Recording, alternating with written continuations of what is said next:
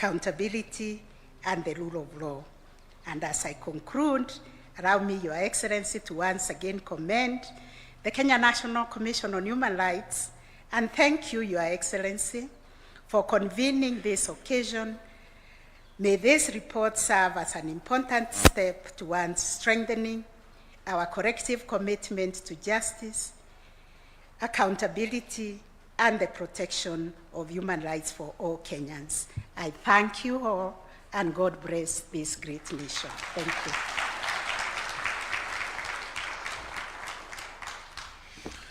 Your Excellency, sir, allow me now to invite the party leader of ODM, Senator Dr. Oburu Odinga, to make his remarks.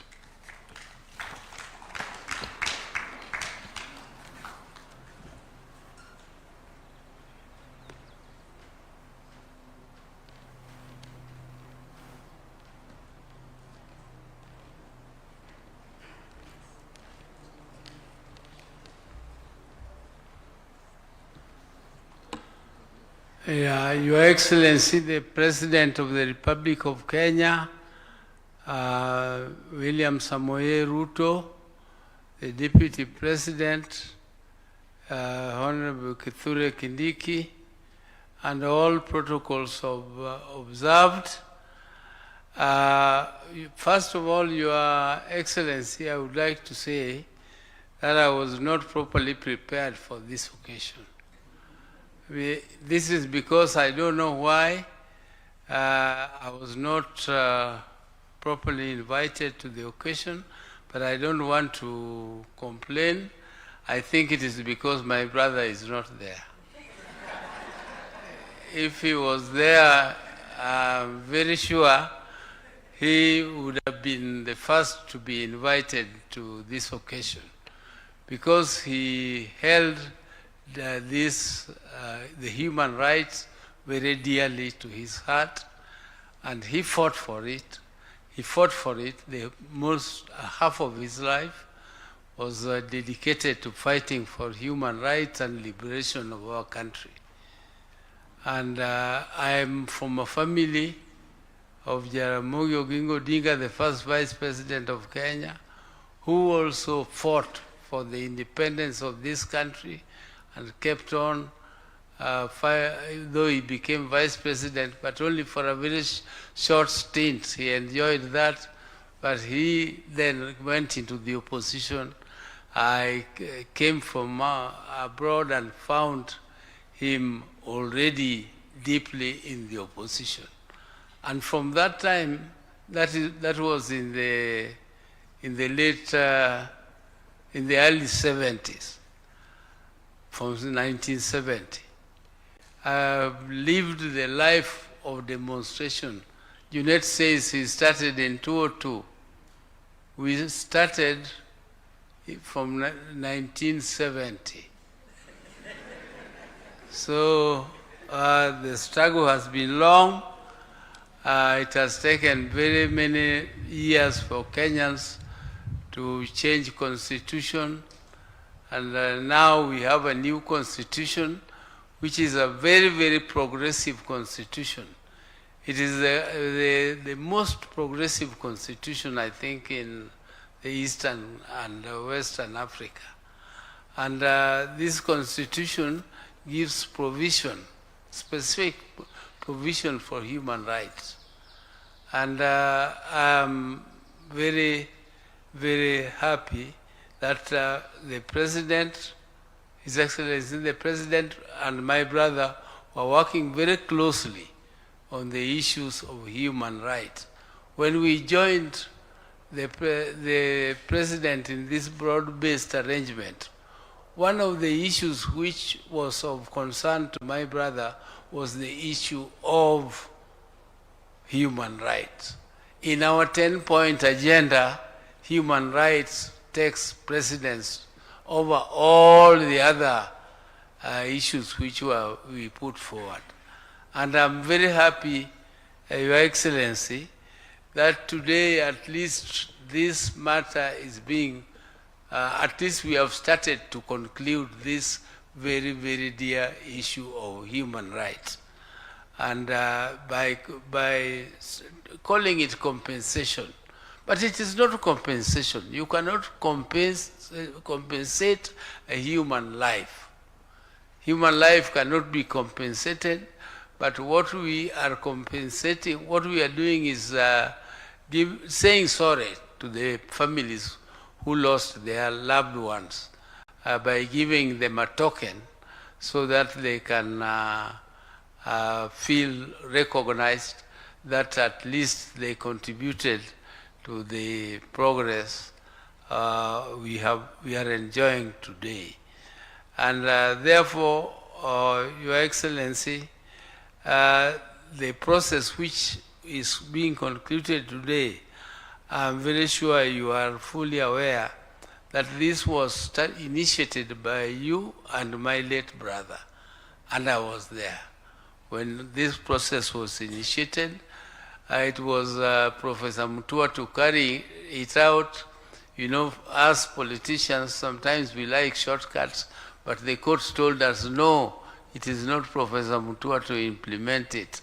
You go slow, it is the Human Rights Commission which should implement it, and the guidance of the court was taken, and the courts and the human rights are doing a good job. They have started to do what is actually symbolic in this process, and we appreciate them very much. I did not listen to their report fully, so I cannot comment on what they said, but Your Excellency, I appreciate the process itself, and I hope very soon they will start to touch the soul of those who are to be compensated, those who are to be not compensated, those who are to be recognized and given some token. And I'm sure this is not the end, this is the beginning. And we hope that our country will never, going forward, will not have human rights violations at all. But let us establish this law, which we say is absent. Personally, I thought something had been done in Parliament to establish this law or to operationalize the Human Rights Act, but I mean provision in the Constitution. But I don't know, we have been with you for a long time in this Bunge. But somewhere in the corner of my thoughts, I thought that such a law had been created, and I remember that you had to give some notice to police 5 days before. Just notice, not apply for permit. You give them notice and they provide you with the security, and you state exactly from where you want to demonstrate up to where, from what time to what time, so that security can be provided for you to do demonstrations. I thought there was something like that, but if it is not there, then let us expeditiously establish one so that we can have a law which guides demonstrations, so that Kenyans can demonstrate peacefully without being disturbed and being protected by their own police, because they are the ones who pay the police. Let Kenyans pay the police who protect them, not the police who kill them. Because if you use a bullet, that bullet is bought by the Mwananchi you are killing. So we should not allow that situation where our own bullets are used to fight, to kill our people. And let Kenyans know that when you go to demonstrate peacefully, you don't carry a machete, you don't carry a stone, and you don't carry any weapon at all.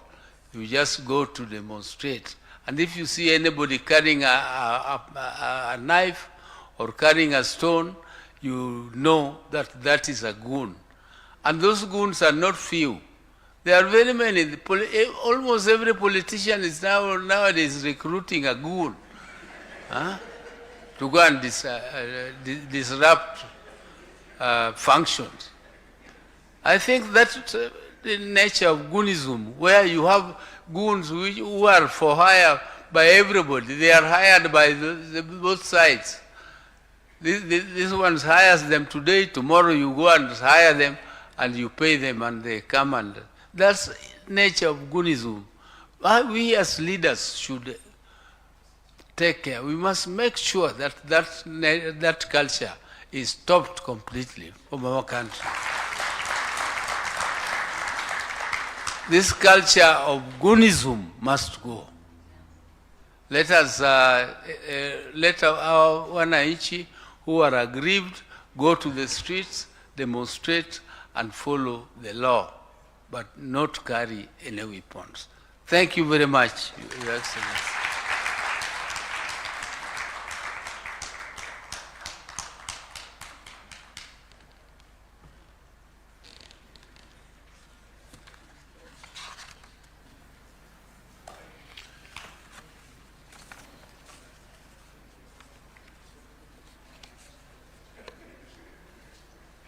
Your Excellency, sir, permit me now to invite His Excellency the Deputy President, Professor Kithure Kindiki, to come and make his remarks, and later on invite you to address the nation.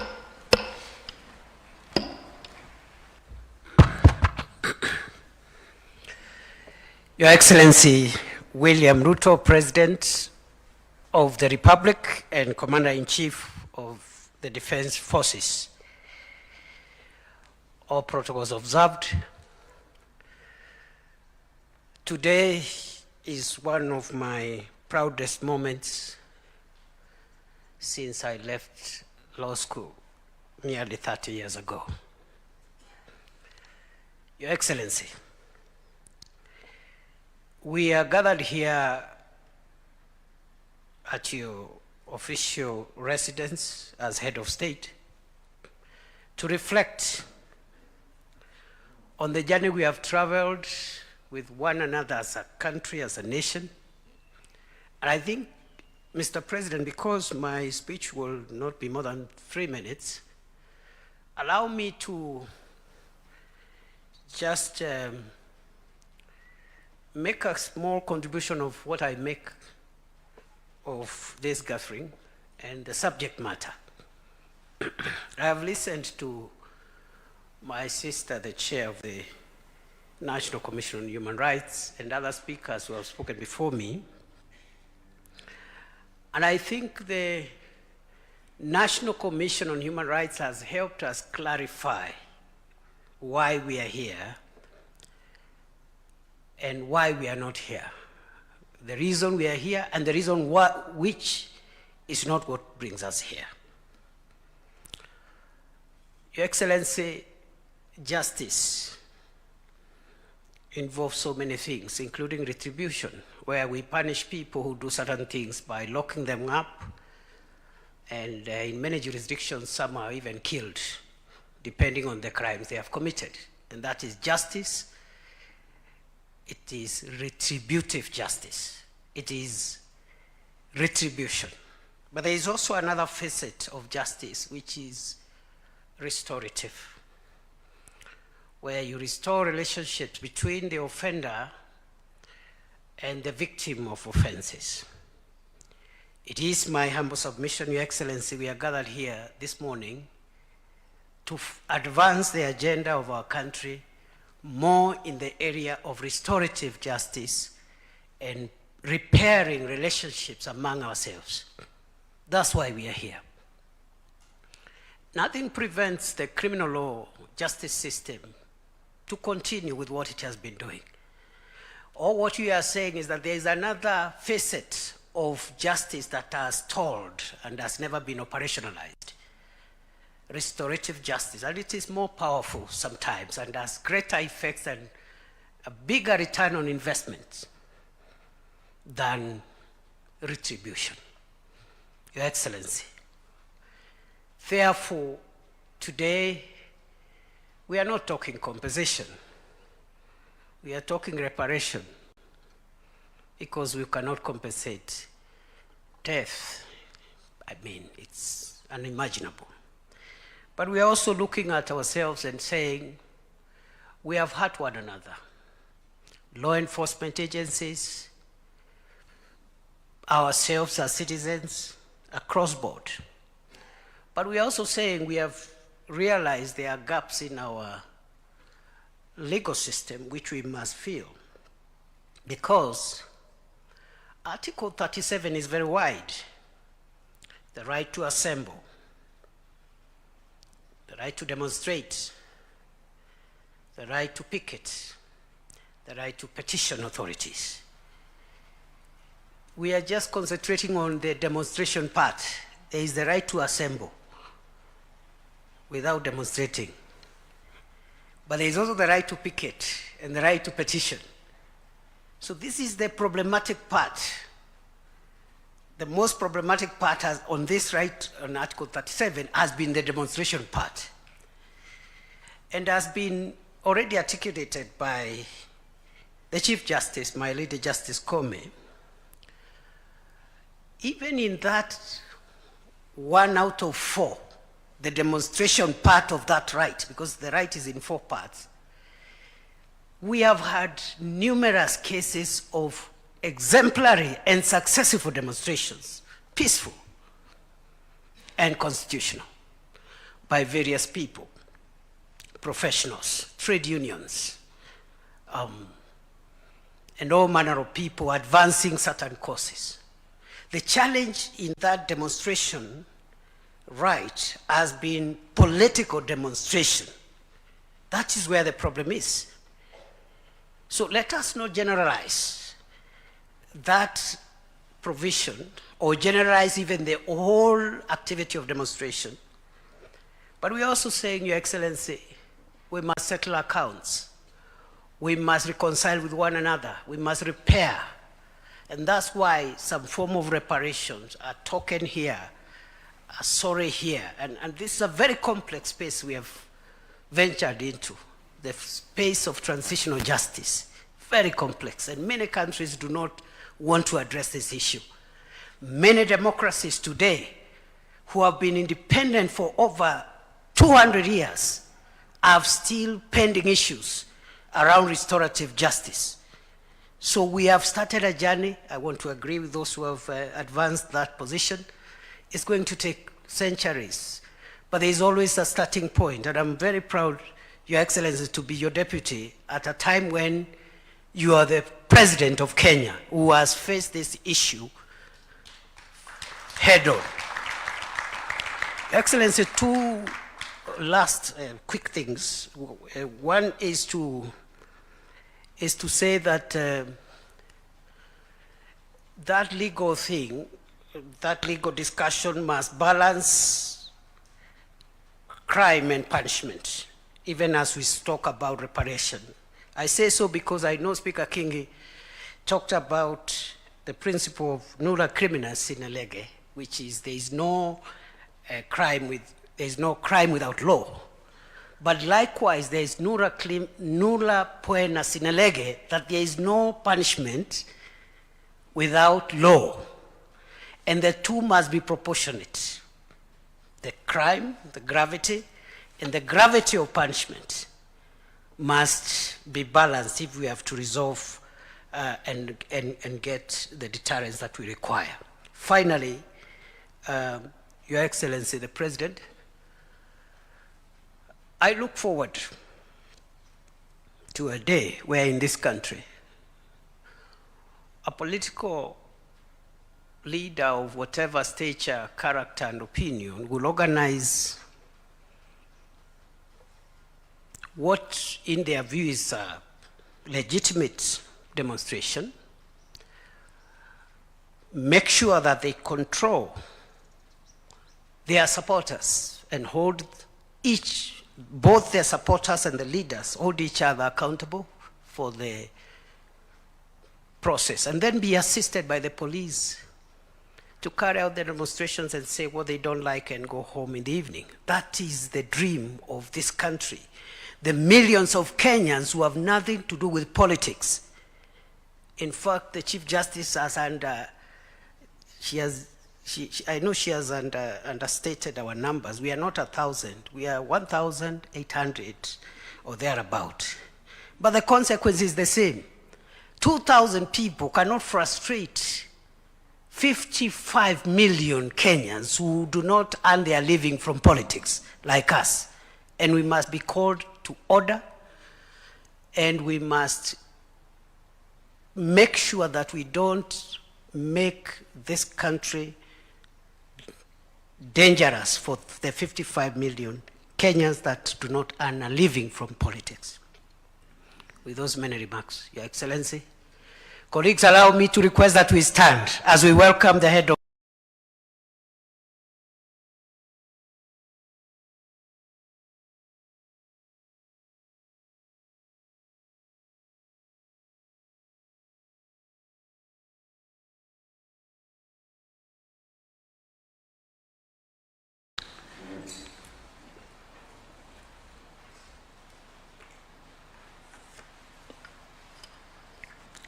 Distinguished guests, Excellencies, ladies and gentlemen, this is historic as it is consequential. This is a very significant moment and a solemn one at that. It is solemn because today we seek to make amends for harms that have never been truly repaid. No compensation can restore a life lost. No reparation can fully erase the pain of a parent who buried a child, a spouse who lost a partner, or a family forever changed by tragedy. It is also solemn because I wish that our late brother, the statesman Raila Odinga, was here with us today. But I want to thank his brother, now party leader of ODM, Dr. Oburu Oginga, for making it to this function. And party leader, I want to apologize for the late notification for this meeting. Although you have spoken and made a statement that is more profound than those who prepared to come for this meeting.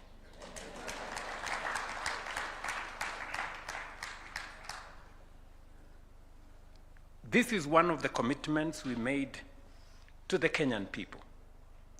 It was born out of a shared conviction that Kenya could not continue traveling the same painful road, generation after generation, protest after protest, tragedy after tragedy. Today, we take an important step towards fulfilling that commitment.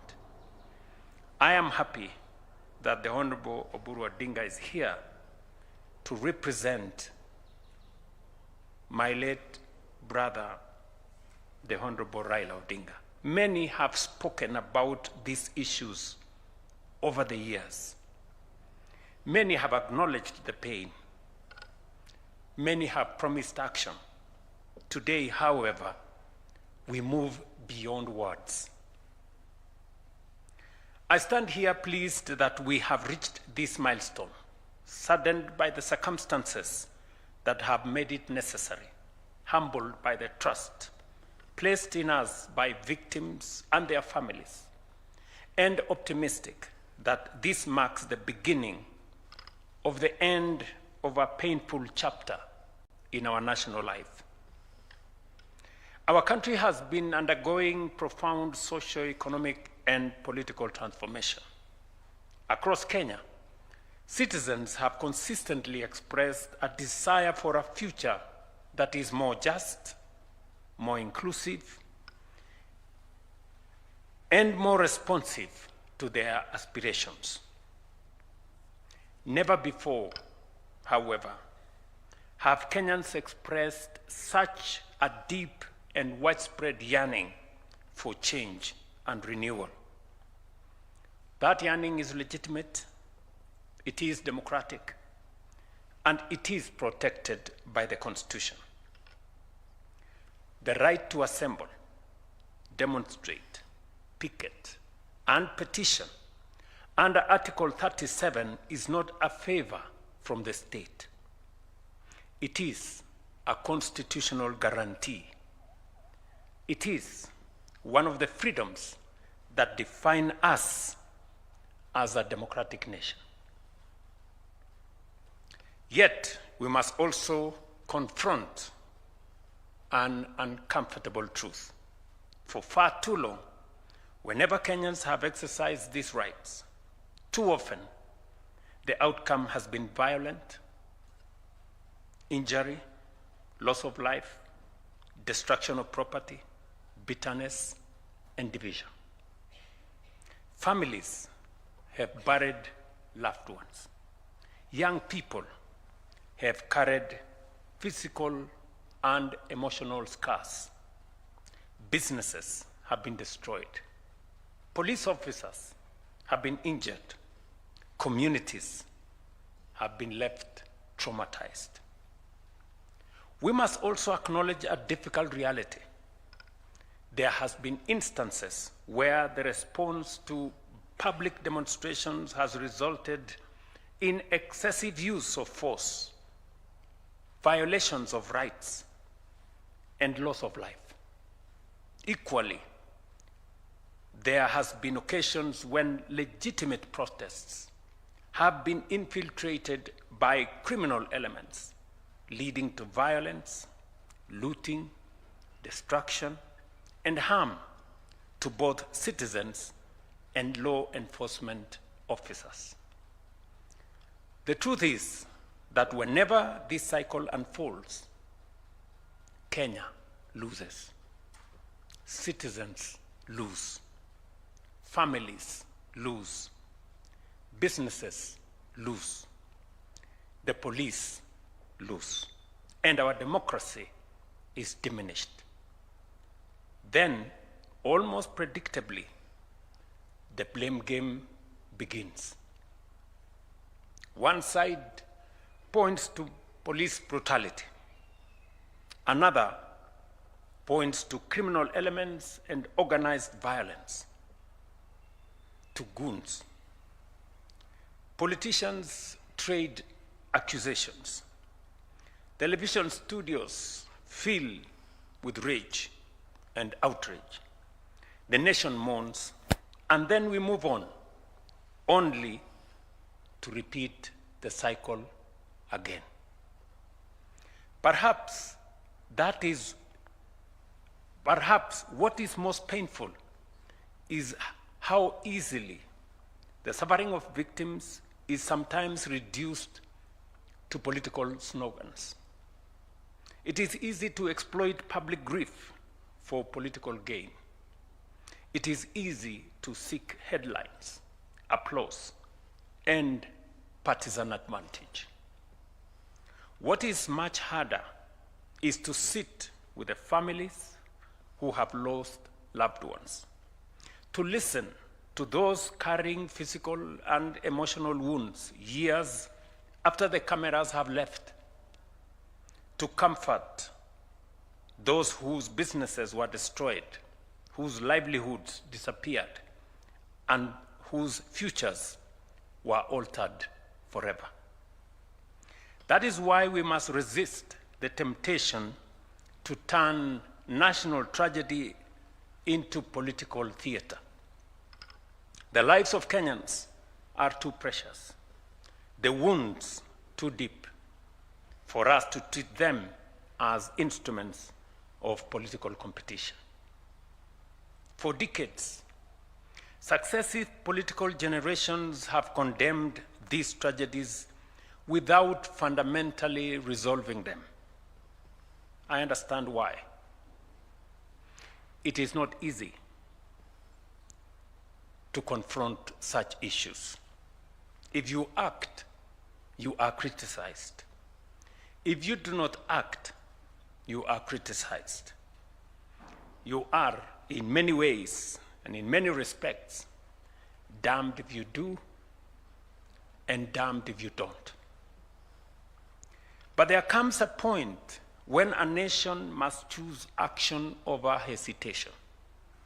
There comes a point when the cost of doing nothing becomes greater than the cost of trying to do something. Leadership is not about choosing what is comfortable. It is about choosing what is necessary. And so, we have chosen to act, not for ourselves, not for political advantage, but for Kenya. Our commitment is not in words alone. It is also in deeds. I remember very well when we discussed this both in the NADCO framework and also in the 10-point agenda UDA ODM framework. And I remember the occasion that has been spoken to by the Honorable Junet and the Honorable Oburu. When I had occasion with the late Prime Minister Raila Odinga, and when I told him that I had made the decision because of the consultations we had had, that it was time to compensate the victims and to set up a framework for reparations.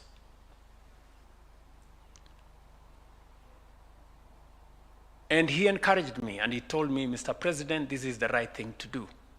And let's do it now.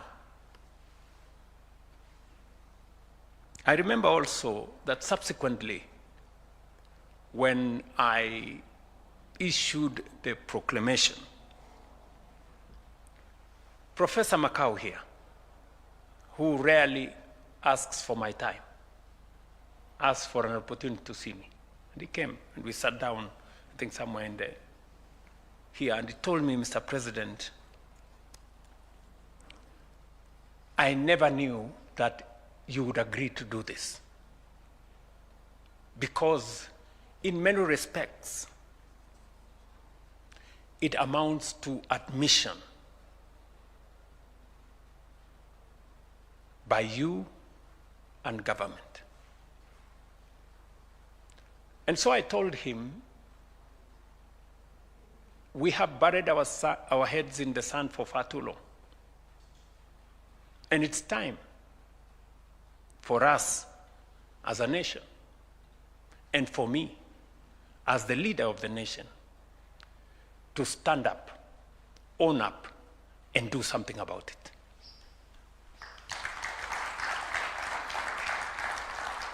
That is why, through Gazette Notice number 12002 of 2025 and other instruments, I set in motion the process of compensating victims of protests and public unrest. As part of that process, I appointed a distinguished panel chaired by Professor Makau Mutua, honoring a commitment that I had made together with my friend, the late former Prime Minister Raila Odinga, that we would not merely speak about this issue, but walk the journey to its conclusion. I tasked the panel with helping us confront a challenge that Kenya had carried for far too long, and with developing a framework that would place victims, justice, accountability, and national reconciliation at its center.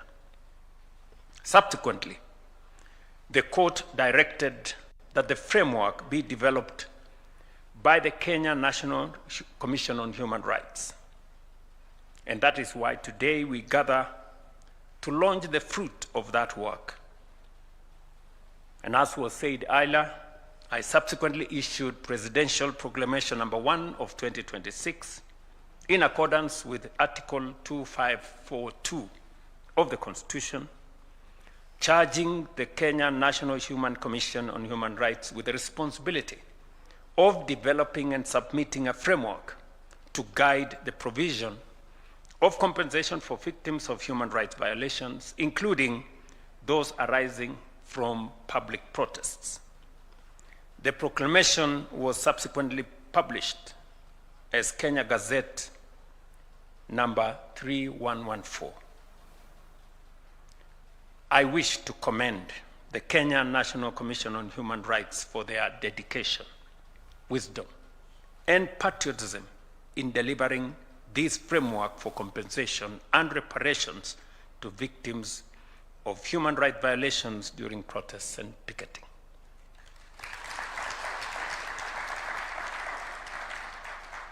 Madam Clarice Oganga and your team, you have discharged this responsibility in honor of those who have suffered this injustice and to the benefit of the nation, not an individual, not a group of individuals.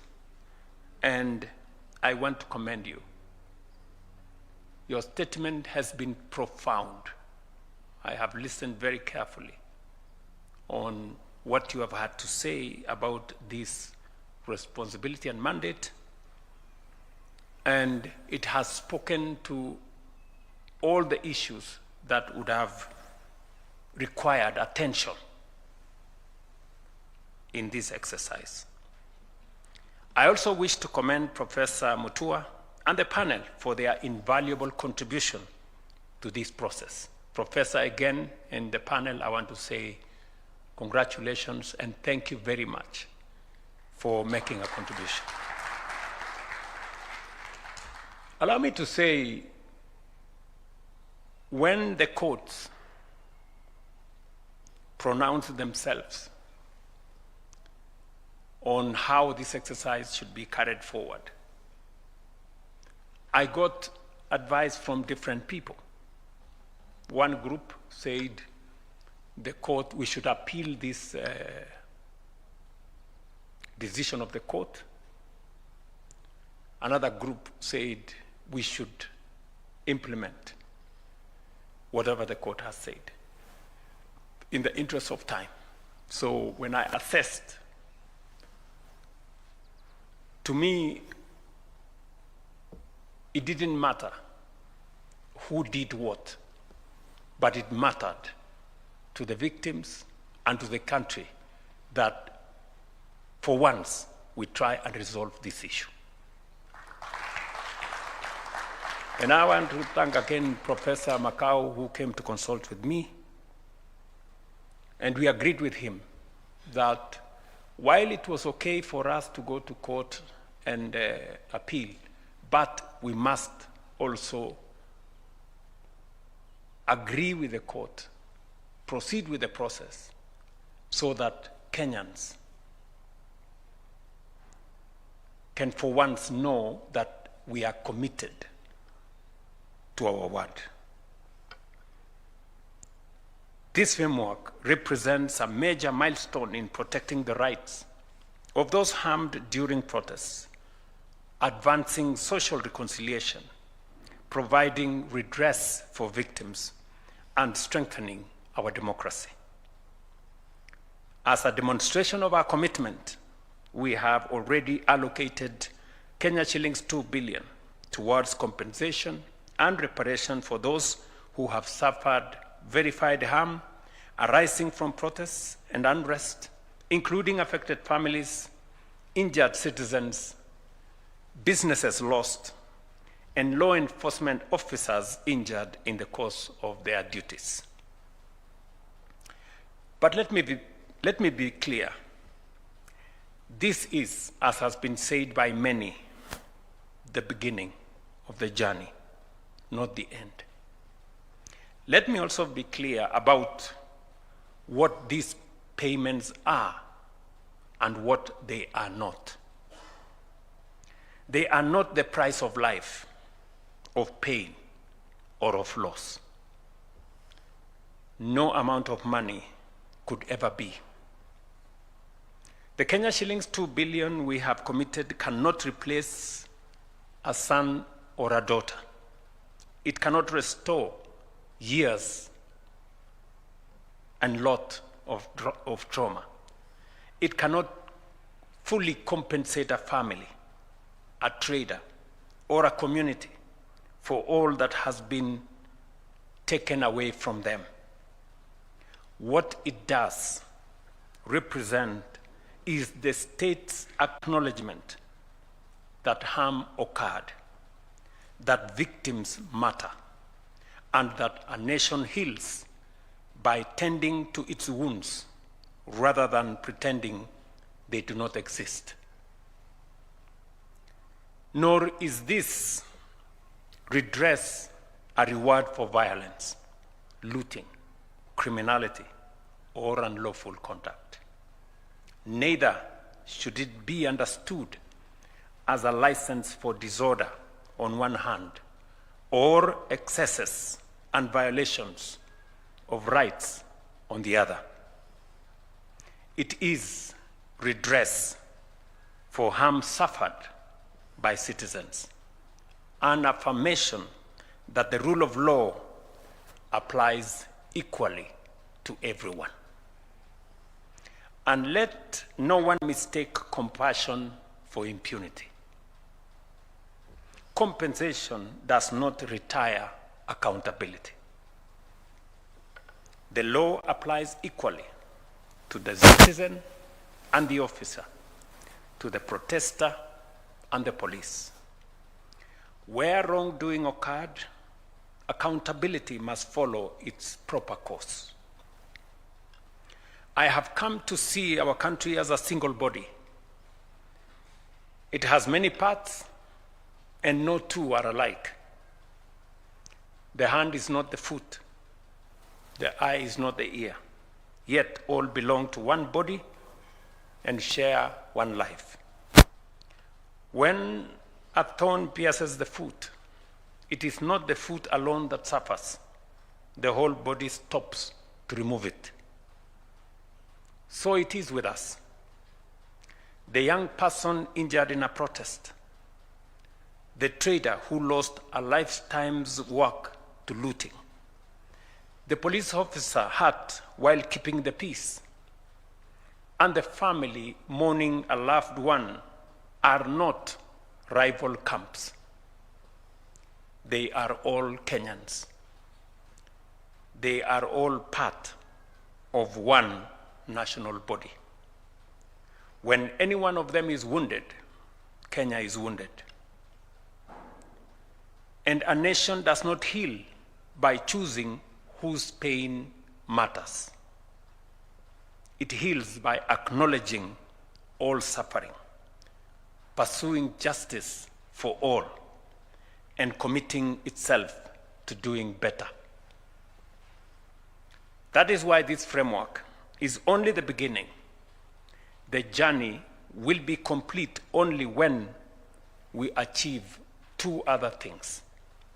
First, a comprehensive legal framework that fully operationalizes and protects the rights guaranteed under Article 37 of our Constitution.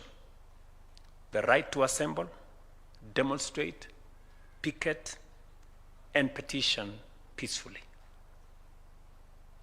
I'm happy that the Kenya Human Rights Commission have undertaken to work with all the stakeholders to develop this law that will operationalize and protect the rights guaranteed under Article 37 of our Constitution. Secondly, to reform and have a training manual that reshape our police service and how they manage public demonstrations, ensuring professionalism, restraint, accountability, and respect for constitutional rights. Together, these reforms will strengthen the health of our democracy, because compensation, properly understood, is not an end in itself. Compensation addresses the consequences of past failure, but reform must prevent their recurrence. We must also recognize a new challenge of our time. Artificial intelligence and digital platforms have transformed how information is created, shared, and consumed, especially among young people. While these technologies have expanded access to information, created new opportunities for learning, innovation, and commerce, and enriched democratic participation, they can also be used and have been used to spread misinformation, manipulate public discourse, inflame tensions, and fuel unrest. We must therefore be firm that technology must serve truth, responsibility, and national unity, not deception, division, and violence. If we remain committed to this path, this framework will mark more than the compensation of victims. It will mark the beginning of the end of a painful chapter in our national life. A chapter in which demonstrations often ended in injury, loss of life, destruction, and division. A chapter that has burdened generations of Kenyans for far too long, and a chapter that this generation must now resolve. This, our generation. The future of Kenya cannot be one in which citizens fear exercising their constitutional rights. Neither can it be one in which legitimate grievances are hijacked by violence, criminality, destruction, and political opportunism, or met by excessive force and violation of constitutional rights. We must reject both extremes. We must protect the right to protest. We must protect life. We must protect property. And we must protect human dignity. And above all, we must remember that before we are protesters, police officers, traders, leaders, or activists, we are Kenyans. Today, we affirm that every life matters. Every victim deserves recognition, and every Kenyan has a right to exercise their constitutional freedoms without fear. Let us therefore hold fast our constitutional rights to peacefully assemble and to non-violence in how we engage one another as citizens, as leaders, or even with our security agencies. This is not an isolated act. I think many leaders here have spoken to how we move together and how sometimes we treat each other not so fairly. This act that we have decided as a nation that we must do, that we must confront what has harmed many people, made us to lose lives, made us to lose property, made us to create division. We must confront as a nation. And I say it is not an act in isolation. It is part of what we are rebuilding as a nation.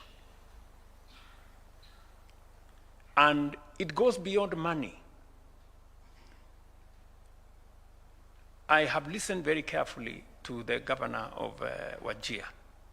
He was emotional today as he was emotional in Wajir. And because it speaks to how people feel. When I stood on the platform in Wajir on the 1st of June, and the emotion in the field, I saw tears in many leaders and many people in Wajir. It made it look like it was a favor the state was doing for them, when actually it was their right to belong to Kenya, like everybody.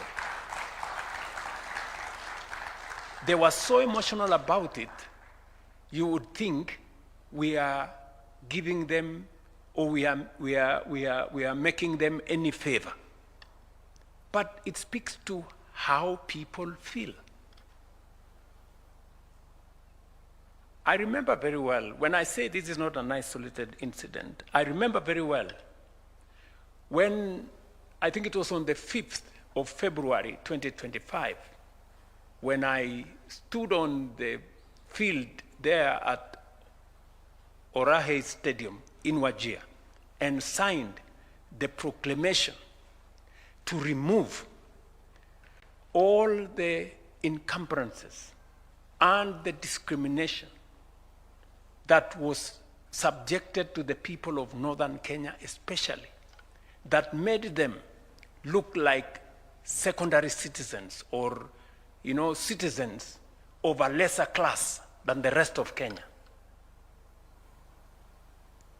It wasn't about money. It was about dignity.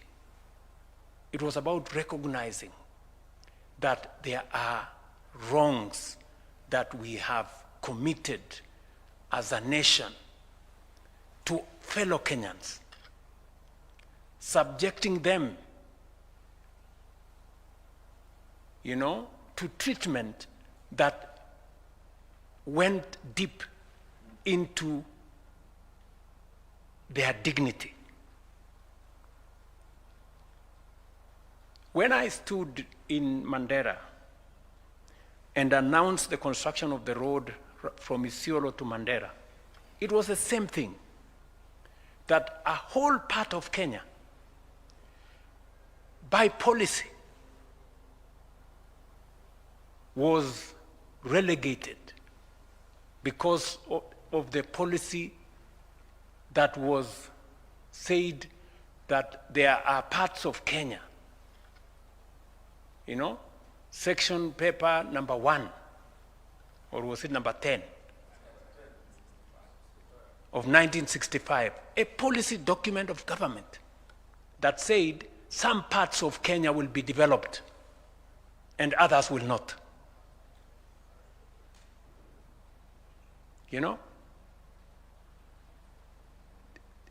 These are things people take for granted.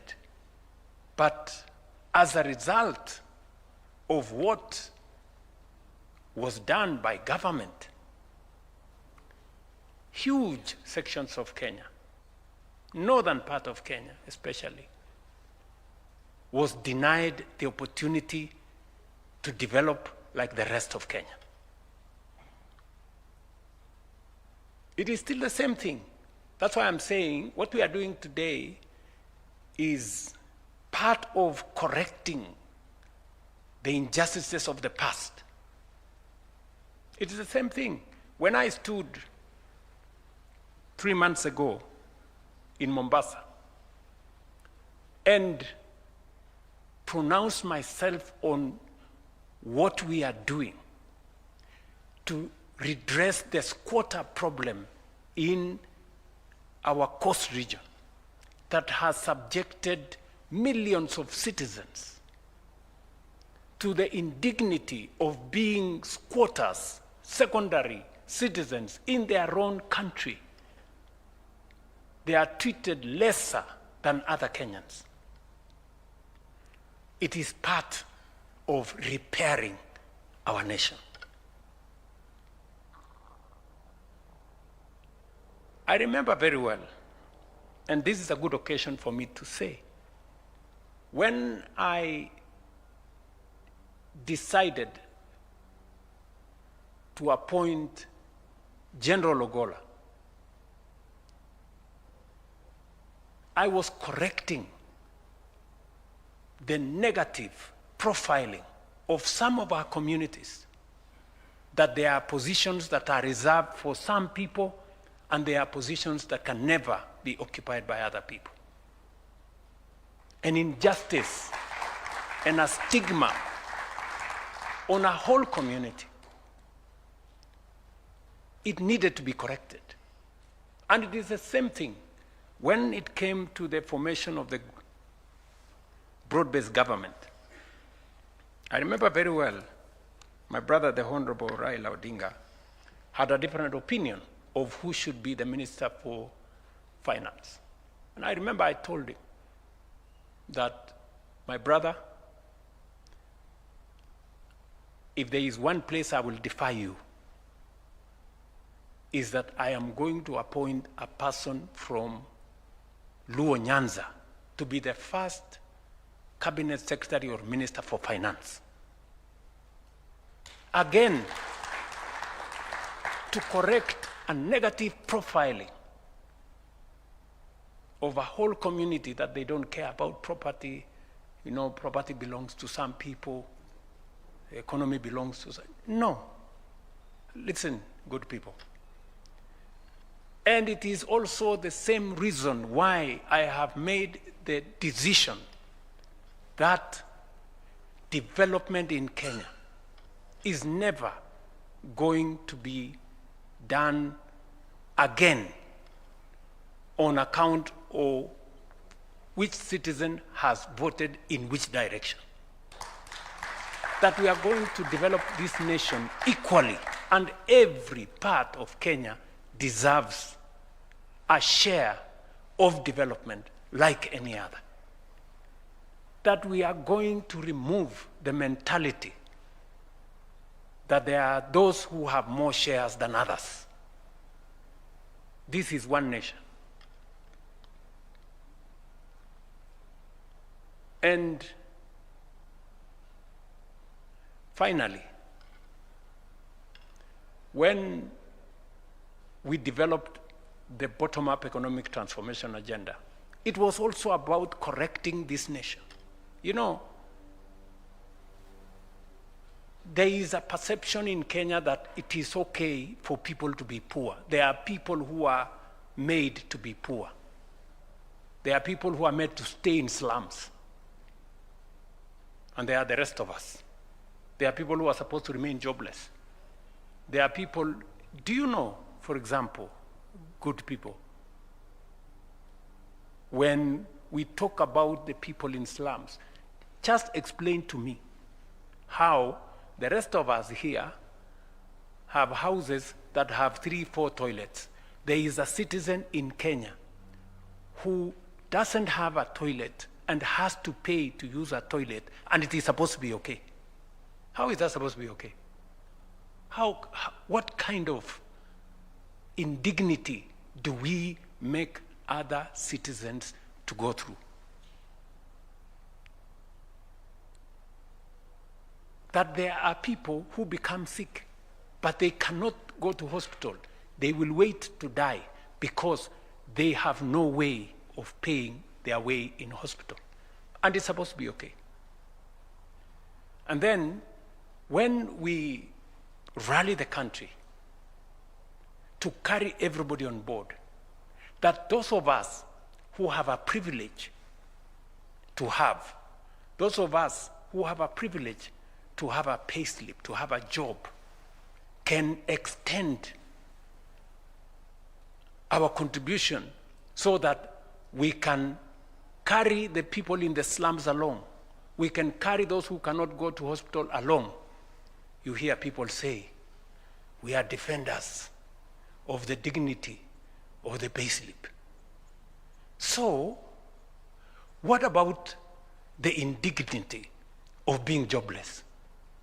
What about the indignity of suffering in a country that we are all supposed to belong?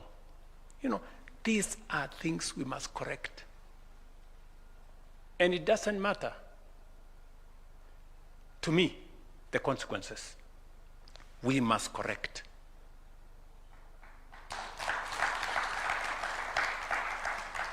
And so, this occasion, I said at the beginning, is a very solemn occasion.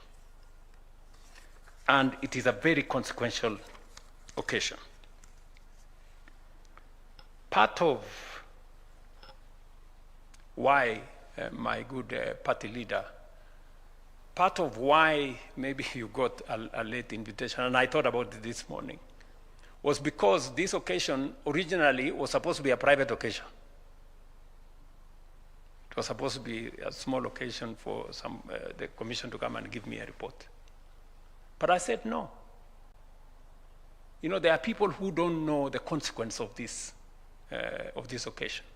There are people who underestimate the consequence of this occasion.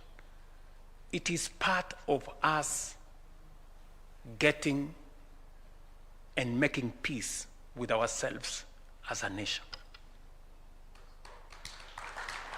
And I really want to persuade us as leaders to lead from the front. Many people have spoken to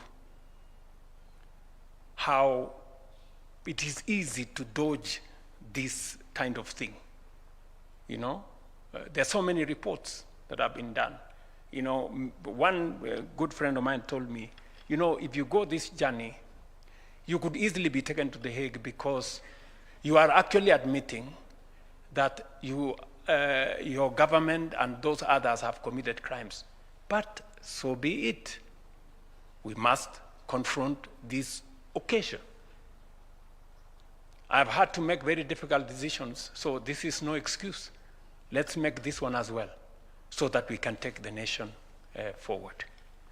And I want to congratulate the Kenya Human Rights Commission. You have done a good job. You've really done a good job. I mean, when somebody does a good job, let us call it what it is. Carry forward.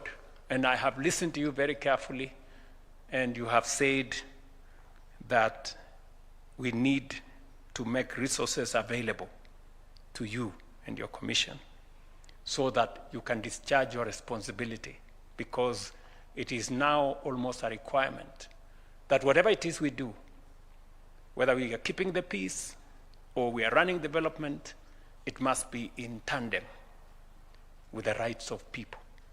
And so I agree with you, and I am very happy that you are making this request when everybody is sitting here. The people who appropriate money are sitting here. The people who work on a budget, they are sitting here. The executive is here. The deputy president is here. You are listening to what he has said. The leaders of majority, the leaders of minority, the people who run parliament, our speakers are here. I think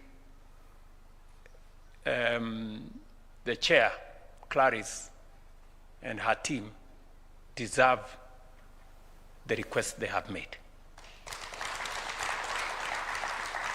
Yeah, and all of us will pull from wherever we can to make sure that this happens. As you are aware, this conversation we are having in Kenya is not an isolated conversation. It is the same conversation we will be having tomorrow in France. And we will be having tomorrow a conversation about fairness and about how we treat each other. We will be making, personally, I will be taking a very candid position that as a people, we do not want relationships with others based on dependency. No, we want a relationship of sovereign equality.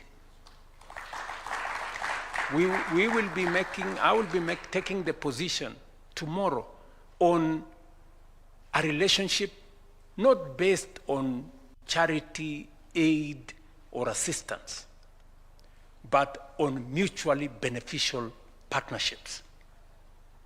Not a relationship based on extraction of our resources, but on investment that benefits us and benefits those who are investing. It is a conversation about relationships. How are we living together? We will be pitching for a different international governance and international financial architecture. One that recognizes everybody. You know, we have had a United Nations that exactly treats some as more equal than others. We are saying it is no longer tenable, it is no longer acceptable to have an organization that is not representative, that is not democratic, and that is not accountable. We're going to be taking a very firm position, and Kenya will lead the way on behalf of this continent. Because they say any injustice anywhere is injustice everywhere. And we do not be victims of that. I think there was a saying that when they came for I don't know who, you did nothing. Then they came for the next guy, and then when finally they came for you, there was nobody. So we have to take our position. And that is how we're going to relate. That's how we're going to build a much more fairer world as we build a much more fairer country. Ladies and gentlemen, let the measure of our success not be in how much we pay, but in how much we reform, so that the wounds we tend today are never inflicted again. That is the promise of this day. That is the responsibility of this generation. That is the Kenya we must build together. And this is my solemn commitment to the nation. May God bless you all, and may God bless our country, Kenya. Asanteni.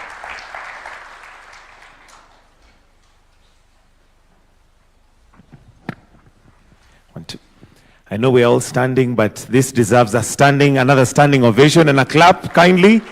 Thank you, Your Excellency. We'll all be upstanding to wind up now with the national anthem, the anthem.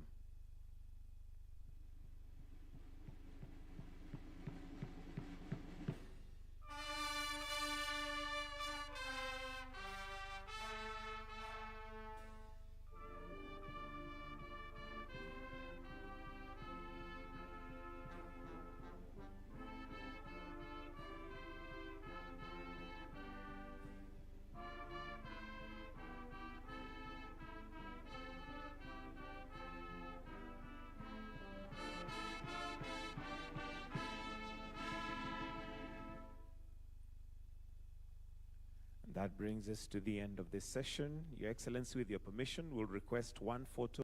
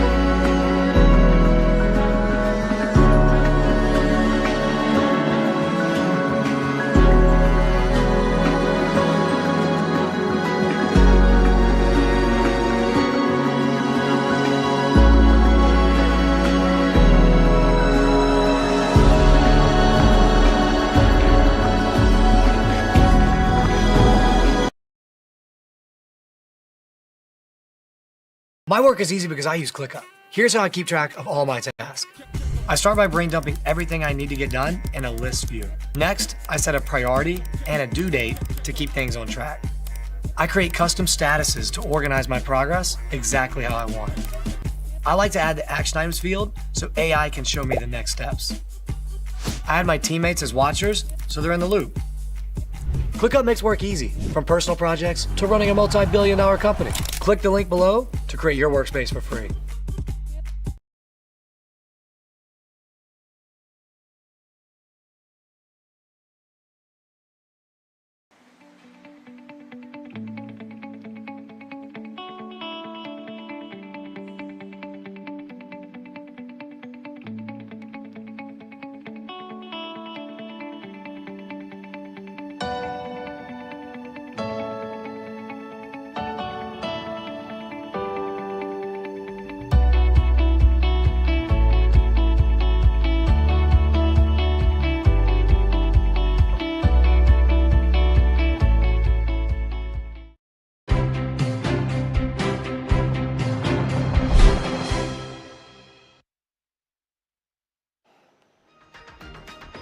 Welcome back to Checkpoint. Let's continue informing you to that special report where tonight alarming questions are mounting over the integrity of Kenya's identity system.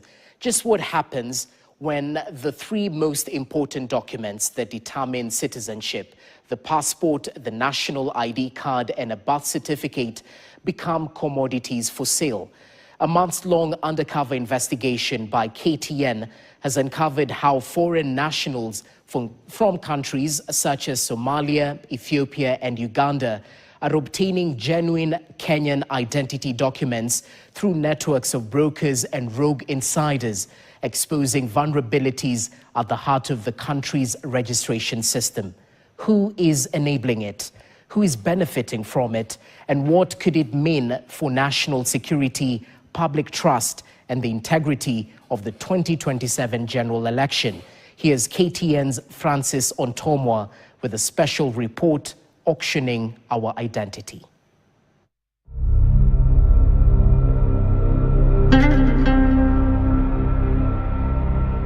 Ile vetting ambayo imesumbua wananchi wa Northern Kenya kwa miaka 60.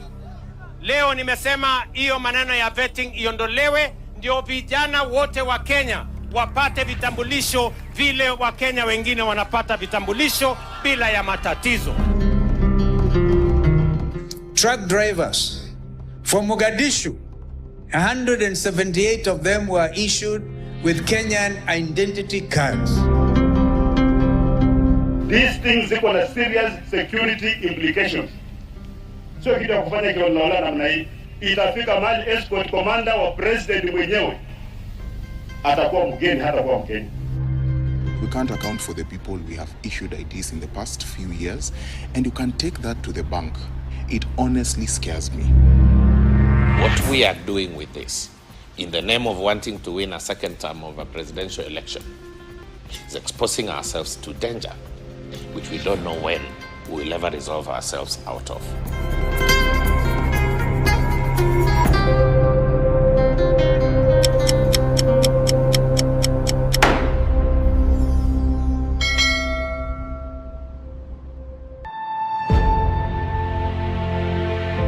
Kenya, a nation of nearly 60 million people. Like every nation, its citizenship rests on a simple but powerful foundation: trust. A trust anchored in three critical documents: a birth certificate, a national ID card, and a passport. Together, these three define belonging and decide who is Kenyan and who is not. But what happens when those very documents, the first line of identity and protection, are no longer secure? For weeks, KTN Investigations Unit infiltrated networks operating around Kenya's registration and immigration systems. We spoke to insiders and examined official documents just to understand the extent of the issue, and the revelations paint a disturbing picture of a thriving underground market auctioning Kenya's sovereignty. The warning bells have been sounding loud now for months. In February this year, Algoni Hamdan Dagalo Musa, a senior commander in Sudan's Rapid Support Forces RSF, made headlines in Kenya for all the wrong reasons. A man facing US sanctions over alleged involvement in atrocities linked to Sudan's devastating civil war was reportedly traveling internationally using a Kenyan passport number AK1586127. The revelation shocked the nation. Also appearing in the leaked records and linked to a Kenyan passport was controversial Zimbabwean businessman Wicknell Chivayo, a figure at the center of a major graft investigations in Zimbabwe. So how did foreigners with questionable profiles obtain Kenyan identity documents? And if they could, how many others may have quietly slipped through the system undetected? Ni haki yako ukizaliwa mwananchi wa Kenya upatiwe kitambulisho. Lakini serikali ya Ruto inapatia maharamia vitambulisho.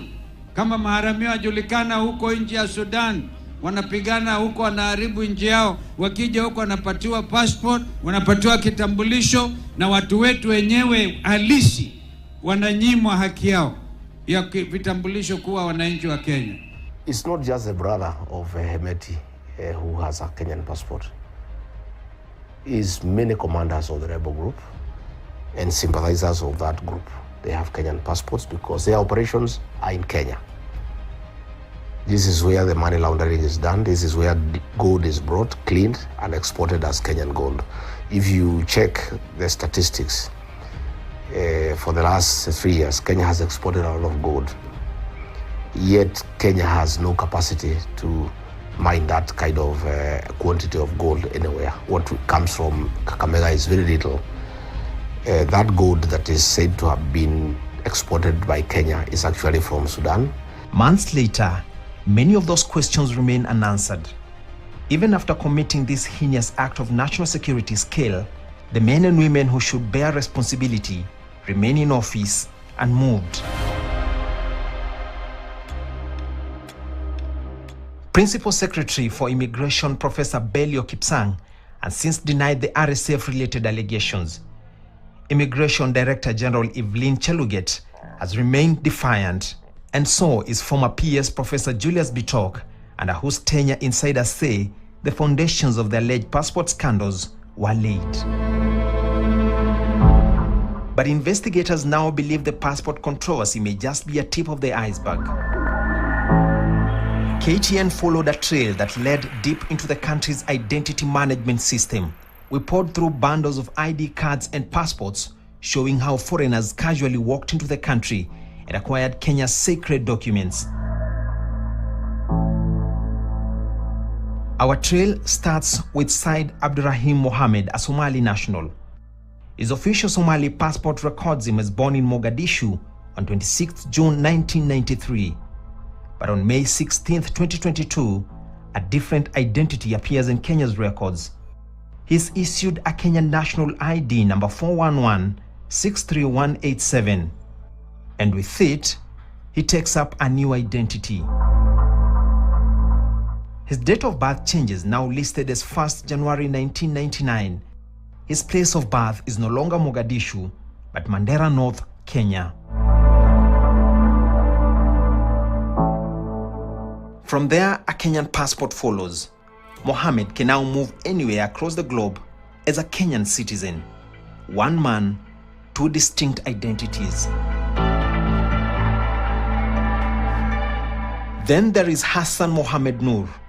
Official Somali records indicate he was born on December 14, 1985 in Mogadishu, Somalia.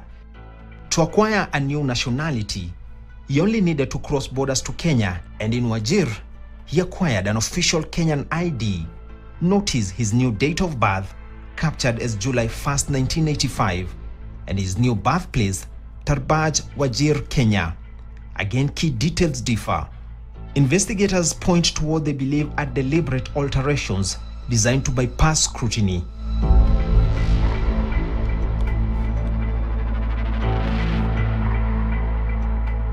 Just how did the Kenyan system itself fail to detect or prevent men with an existing foreign identity from acquiring Kenyan citizenship documents under different details?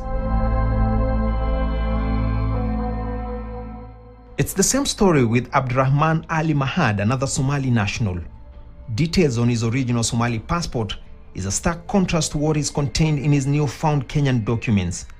Same case with Dwale Ahmed Ali, another Somali, and the list goes on and on. In law, nothing bars foreign nationals in Kenya from accessing Kenyan IDs and passports, but that can only happen legally within strict constitutional processes. Such include birth to a Kenyan parent, marriage to a Kenyan citizen, long-term lawful residence and naturalization, or other limited registration pathways recognized under Kenyan law. The details in the original documents must tally with what is provided to Kenyan authorities. It shouldn't entail forging dates and places of birth to cheat the system and allow non-citizens to fraudulently obtain Kenyan identity documents outside the law. Mtu yote ameingia Kenya kwa njia halali, anafaa kuwa aliingia na visa na ikiwa kisheria ata-apply apewe ya Kenya. Documents ni lazima zile details za kwao zifanane na zile zitaingia kwa documents zetu. Any discrepancy, hiyo ni fake zote.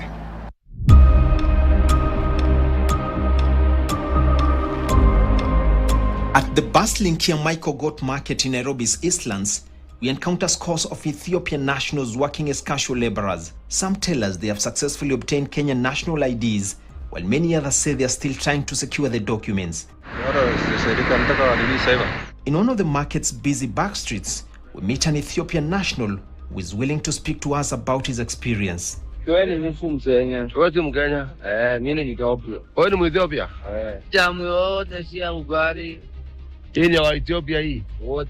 Na wako na ID? Wako na ID. Wezi naambia tu. Na walipata aje? Sisi ni tu penye unakuja na tuita na mtu anasema wewe pizeni uchukue pesa ngapi? Kuna bado kwa system. Sasa unaniambia hata iko Ethiopia, iko nini? Ngo iko na ID kwa system. Traffic working. Bora tu umetoa kitu. Ulisema ulipata Huduma Center? Nimereplace huko. Lakini kupata ulipata hapa. Upata nimekukata nende huko Marsabit County. Ulipiga ngapi kwani? Ulipiga kaa ngapi wewe? Maka? Do 15,000. Buy ID.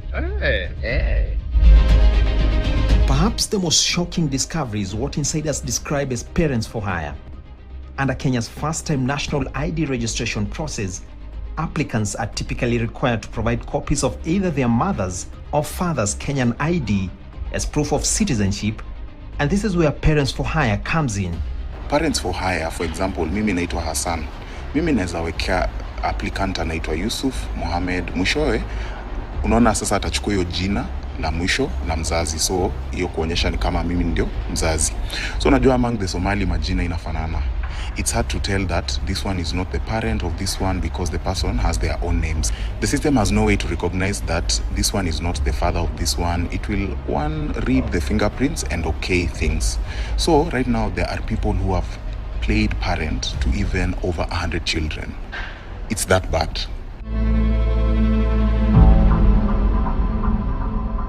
To understand how the network operates, we visited registration offices ourselves within Nairobi. Our source has described a system where money allegedly changes hands at nearly every stage of the process. This is Mathare Registration Center in Huruma. Officials are busy registering new applicants, many of them Ethiopian nationals. Kwa jamaa wangu ni foreigner, but kwa nataka nimsaidie venye anaweza pata ID. Ethiopia.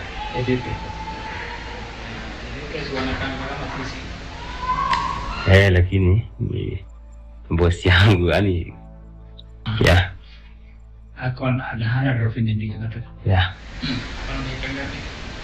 And 40 sub. 40 yeah. So what I do? Yeah. Na jamaa tunafanyanga hiyo mambo na yeye. Hapa kwa ID. Wacha nimwage chama ya miti fulani. Nimwage nimekuja na sijakuja naye lakini ako tu area. Akiniambia it's possible. Nikwambia ndio tofauti. So but tunaweza nipa feedback leo. Ndio nataka nimuongeleshe nione atatoka nini.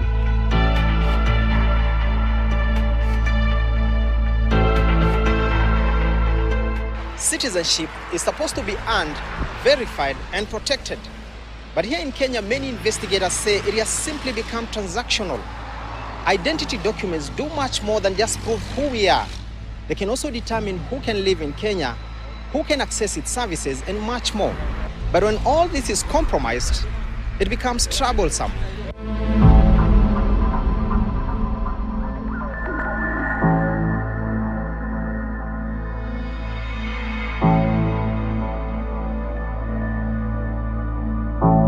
At the National Registration Bureau headquarters, I pause as someone seeking to reconcile discrepancies between my ID card and birth certificate. Within minutes, registration officials begin making offers. Since you don't have the documents, from my understanding, because you stayed with both of you for a long time, that is not just a mere correction. The change of certificate. It's a change of certificate. So you do an affidavit, then you do a copy of that birth certificate, and attach a PDF copy. Alafu uende kwa ofisi ya kitambulisho ambayo iko karibu na Itanikulaga ngapi? hiyo risiti ya zamani kama. Yaani tao.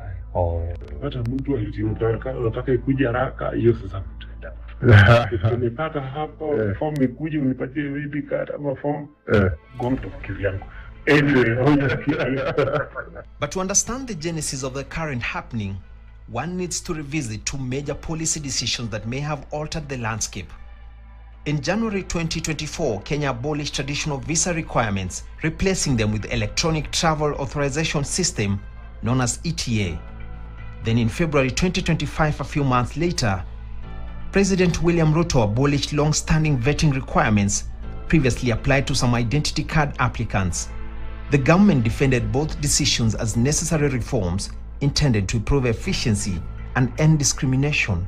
Ile ubaguzi ambayo imeendelea Kenya hii kwa miaka 60, ati mtoto wa Mandera, ati mtoto wa Wajia, ama Garissa ama Tana River, ati akienda kutafuta kitambulisho anaulizwa maswali kuzidi ile wamama wanaulizwa huko kwa maternity. Hiyo maneno tumesema itakoma. But some security experts now argue critical safeguards were removed without equivalent protections being put in place. Two documents are very critical about the integrity of our country. One is a national identity card. Two is our travel document, the Kenyan passport as a document. When it is handled in this manner, it becomes an issue of national insecurity. It's no longer national security, it's national insecurity. The government is irresponsibly exposing our territorial integrity to danger, all for no reason other than focus on 2027 elections, because someone has made them believe that they can use these foreigners to bridge the gap between the citizen that is unhappy with them.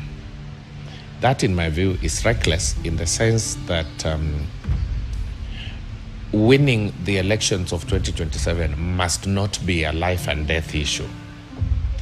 William Ruto must appreciate that even Donald Trump was a one-term president, went out, stayed away, came back, but America was safe. Previously, multiple agencies scrutinized applications before IDs were approved. Now rogue players are capitalizing on the loopholes to make a kill while exposing the country to danger. You must not sell out this country for your political gains. As a country, Kenya is more important than you as an individual. We must make sure that our borders are safe. Yes, we want to welcome people, we want to welcome other Africans, but that cannot just be done haphazardly. Like any Tom, Dick and Harry just walk in the country, do what they want and leave. You can't do that. Kenya shares a long and often difficult border with Somalia, a country that continues to battle extremist violence.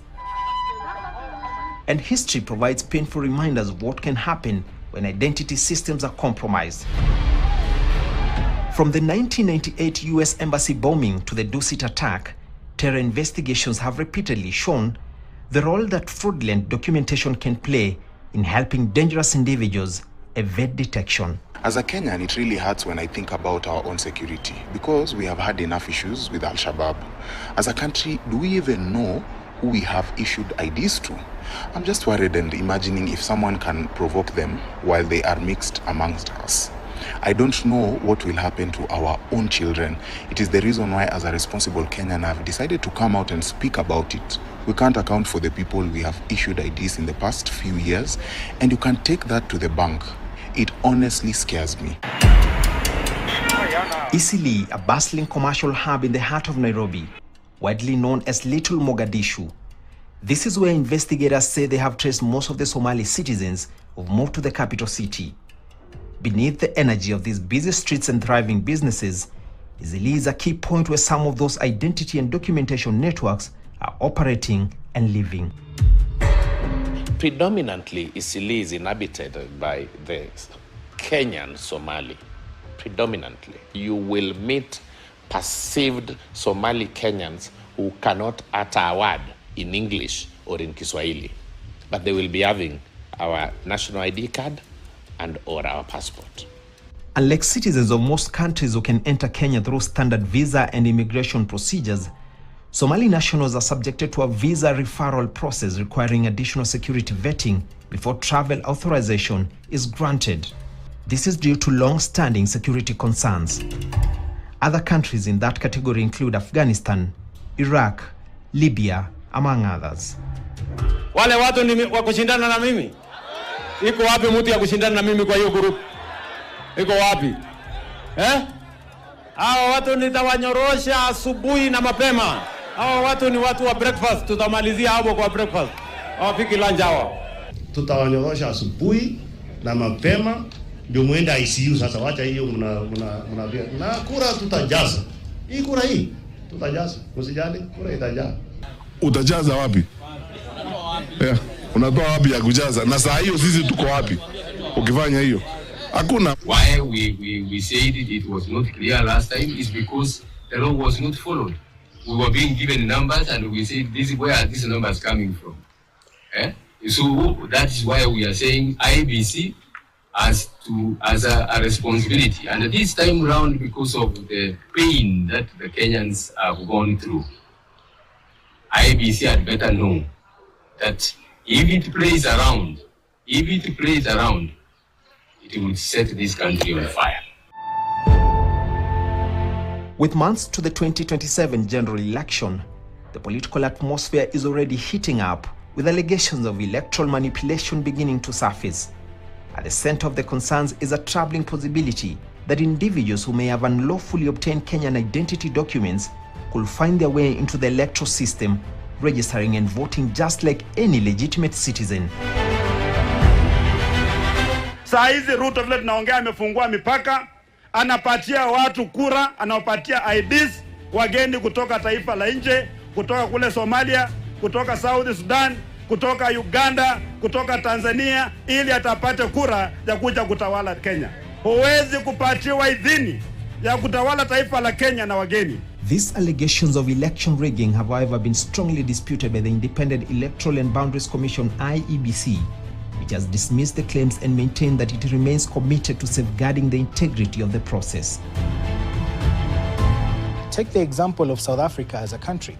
Because of poor migration rules and porous borders, you now have an influx of foreigners who have come in, and they're taking up jobs for the locals. They are also engaging in criminal activities. There is a reason why South Africa has the highest number of crime in Africa because of some of these issues. And we don't want Kenya to head to that direction. But if we are not very careful, we could even be worse than South Africa, because Kenya is in the middle of many other countries around it, unlike South Africa, where people are just coming from the north, where they just need one border, the northern border to protect. Kenya is across. We have people who are coming in. Just recently, in May 2026, High Court Judge Roslyn Ekirapa Aburili warned that foreigners were obtaining Kenyan ID cards through weaknesses in the country's registration system. In a ruling involving Bosnian national Zlatko Gejic, the judge found he had acquired a Kenyan ID despite not being a citizen. If a foreign national can acquire a Kenyan ID and passport, then the final step is a short one. As things stand, individuals like Said Abdrahim Mohammed, Hassan Mohammed Noor, Abdurrahman Ali Mahad, and potentially many others could find themselves on the voters' register ahead of the 2027 elections. KTN submitted detailed questions to both the State Department in charge of immigration, the Department of Immigration Services, and the National Registration Bureau regarding the findings contained in this investigation. Neither institution responded before publication. And so the question remains, how many fraudulent identities already exist within the system? Who is protecting the networks? How deep does the corruption run? And as Kenya heads into the 2027 general elections, can the country confidently guarantee the integrity of the voter register? Any individual found culpable for facilitating citizenship that is not legal, that person should be arrested immediately and should have their day in court. We cannot allow any individual risking the security of this nation for either political expediency or for monetary gains. That is something we cannot allow. What we are doing with this, in the name of wanting to win a second term of a presidential election, is exposing ourselves to danger, which we don't know when we will ever resolve ourselves out of. Even if this regime is removed, this is already a problem the next regime will start facing. Francis Ontomwa, KTN.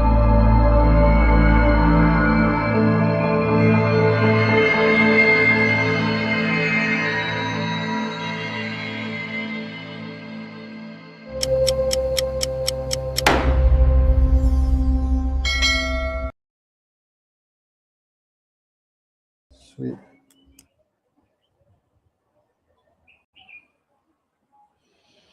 Trump threatened yesterday evening, we will hit Iran harder tonight, and later we will take over the oil island. Yesterday evening, it seemed that President Trump of the United States had run out of patience. For the third night in a row, he sent a clear threat towards Tehran. More strikes against Iran, stronger and deeper. We all asked whether this time the threats would actually be carried out. And it turns out that they were not. The United States military was 3 hours away from another strike in Iran, and then Donald Trump announced a sudden agreement, one that gives the world quiet for exactly another 60 days. After the strikes were canceled, the draft agreement with Iran is being revealed, and we will bring you everything that you need to know. What is the meaning of extending the ceasefire by an additional 60 days? Will the Strait of Hormuz be opened or not? Will Iran return to exporting oil? And what's happening with the enriched uranium? How did all of this happen? So just before the United States carried out additional nighttime strikes in Iran, the leaders of the Gulf states spoke with the American president and convinced him to cancel the strikes. And at the same time, right now it seems that the Iranians are not aligning with the reports. And we're receiving reports from the Gulf about the Iranian attacks against many ships in the Strait of Hormuz. So, while the Revolutionary Guards in Iran are drunk on their ability to survive, will Iran still try to reach a nuclear bomb? And now, here in Israel, people are asking, did Israel receive a slap on the face from Donald Trump? Do the contacts between Iran and the United States also include an Israeli withdrawal from Lebanon? I'm Yair Pinto. With me is Mati Shoshani. We're here on Boots on the Ground. We bring you the whole truth about what's happening here in Israel and also the whole truth about what's happening in our neighborhood, the Middle East. Today is June 12th. And after 2 nights of a return to war and the American strikes in Iran, tonight brought a new drama in the telenovela, which is called The Middle East. So hit the subscribe button and let's begin this live report. Because at this very moment, the United States Air Force and its planes have taken off towards Europe for preparations for a single agreement, the signing of an agreement in Geneva. Iran International reported that 4 United States Air Force planes took off yesterday towards Europe for preparations for a possible visit by the United States Vice President J.D. Vance to sign an agreement with Iran in Geneva. But let's go back for just a moment in time. The war in the Gulf returned this week, and this time through the back door. What began as an exchange of blows between Israel and Iran, which was stopped with screeching brakes under the American instructions, turned 2 days later into a direct clash between Iran and the United States. The scope of the fighting remained limited, and it seems that it does not reflect an American or Iranian desire to return to a full-scale war. But the continued freeze in the contacts over the agreement could eventually lead to a more real deterioration. And yesterday, United States President Donald Trump issued an unusual sharp threat. He announced that his country would attack Iran with very great force and would take over, in the not-too-distant future, the Karag Island and other centers of the Iranian oil industry. And then, in the evening, he walked it back, announced progress in the negotiations, and then tweeted that an announcement regarding the date of the agreement and the signing would be given very soon. Well, go figure. For many long hours, the American military was already in offensive posture. In the Middle East, here, there were aircrafts, naval vessels, air defensive systems, cruise missiles, all ready for another wave of strikes against the Ayatollah regime in Iran. And according to the sources here in Israel, the American forces in the region were already capable of launching a broad attack even without waiting for another aircraft carrier. And then, in one moment, the story changed. Trump announced that the planned strikes were canceled, not because Iran surrendered, but because mediators from Qatar and Pakistan managed to bring a new draft agreement.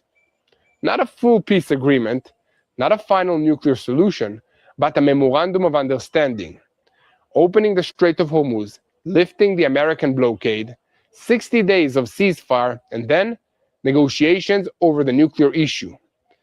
And this is what makes this moment so dramatic, because only hours earlier, the United States had threatened to hit Iran hard, even Karag Island, its central oil island. But again, as in previous times, the energy facilities themselves remain almost outside the circle of destruction. Not because they cannot be hit. On the contrary, CENTCOM has already shown that it knows how to hit dozens of military targets in Karag and preserve the oil infrastructure. On the one hand, the reason is deeper. Iran's energy facilities are not just the targets, they are a red button. A full strike against them could ignite oil prices. And now, during the World Cup period and the midterm elections in the United States, a rise in gas prices is not a good thing for an American president. In addition, such a strike could push Iran to attack energy facilities in the Gulf states and drag the entire region into an infrastructure war. That's why the United States is currently trying to do something else, not necessarily to take over the Iranian oil, but to deny Iran the ability to use oil, the Strait of Hormuz, and tankers as weapons against the world. The question now is whether there is truly an agreement on the way or only a temporary pause for 60 days. And here, I want to emphasize something very important. The next 60 days are not a technical detail. They are the whole story. So let's look for a moment at the timelines over the next 3 weeks. First, it begins with the opening of the World Cup. It's important to remember the United States is one of the 3 hosts of the tournament, and the eyes of the entire world are turned there. Second, there is President's 80th birthday. And third, the celebrations marking 250 years of American independence are underway. So maybe we will get another 60 days of calm, and then the next strike will come. Because as of now, Washington says that the document is almost ready. Tehran says that there is still no final decision. And Israel, according to the reports, was surprised by the strength of the diplomatic progress, while its security establishment is still preparing for the possibility that the next night will return to the region in a fire. So let us say it again. In Tehran, they denied that they had approved the final text and marked, saying Trump has already announced 38 times that the agreement is close. In the list that Trump detailed, he did not mention Iran as someone that had necessarily agreed to the final points of this agreement, but he did claim that there was an aligned approval from the Iranian leadership for what he described as discussions that were brought to it. It's not exactly clear what that means. And another important thing to pay attention to is that the second strike that was supposed to be against the Iranian energy facilities was canceled. The agreement on the table is not a full peace agreement. It is also not the immediate dismantling of the Iranian nuclear program.